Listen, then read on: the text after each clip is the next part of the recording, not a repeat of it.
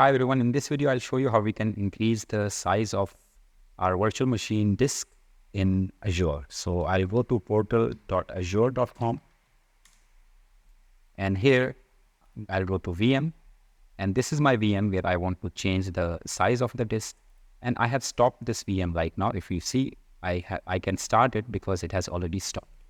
So I'll simply go here to disks, and inside this I'll open that disk which is already available.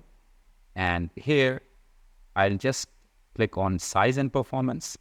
And you can see here that 32 GB is the disk as of now. Of course, I cannot reduce the size because reducing the size is not allowed. But you see here that save button is not available. But if you go here to 64 GB, other than 32 GB, I can of course change the size. So I'll click on 64 GB, save the size here. And now you can see that it is updating the disk size and successfully updated the disk.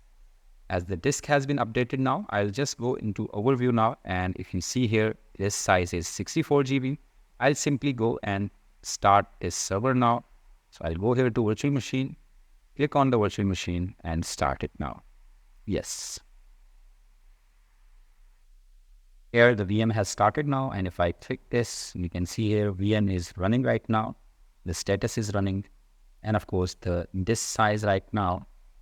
So here is the disk, and if I just refresh this here, you can see here that 64 GB is the disk size now. So it has automatically provisioned and it has automatically resized the disk. You don't need to, of course, do it through SSH. If I go back here to disk, inside the disk, you can see here size and performance. So here I'm already at 64 GB, which is custom disk size. So this is where you can change the size or you can increase the size of your virtual machine in your Microsoft Azure platform. So see you in the next video. Take care and goodbye.